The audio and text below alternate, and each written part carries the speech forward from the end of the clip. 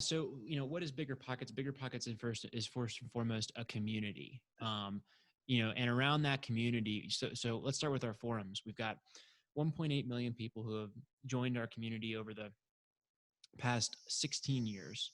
Mhm. And some of those members come in and never do another thing again. Some of those members come in and post a handful of times in our forums and engage moderately, mostly lurk. And some of those users go on to post hundreds or thousands or tens of thousands of times across our community, help lots of people in those types of things. So we have this power curve of community activism, you would say, where you've got the lurkers who are doing basically nothing or hitting the site once, and then you've got folks that are really actively involved. Right. That gives us a really powerful competitive advantage because those power users and the folks that are really long-term meaningful contributors to our platform are folks that have done dozens of deals, that really know their stuff, that just love talking about it, love helping other people, genuinely good characters. We get to meet them and interact with them over time. And then we invite them to come and blog for us and write for our blog. We know we're getting self-made, multimillionaire, altruistic, charismatic, and articulate writers for our Right. blog. We know we're getting, we can invite them to come on our podcast and share their stories and successes, often Right. journeys we've watched over years within the community. We can invite them to write books for us. So one of my favorite examples is we've got a fellow named Jay Scott within our community.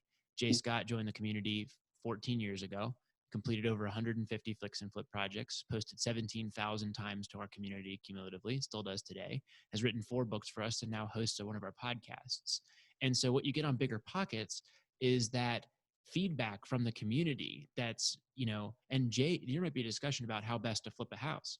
Right. And you might have 3 guys like Jay who all disagree with one another about the nuances of that and are respectfully going at each other's throats in a very productive way about, they would never do it that way, but about the right way to do that. And that's where learning takes place, I think, is when you say, hey, the best way to make money in real estate is by buying really cheap properties with great rent to price ratios in Detroit, Michigan. Right. And another guy's like, no, the best way to make money in real estate is to buy low cash flowing but high appreciation potential properties in Denver, Colorado.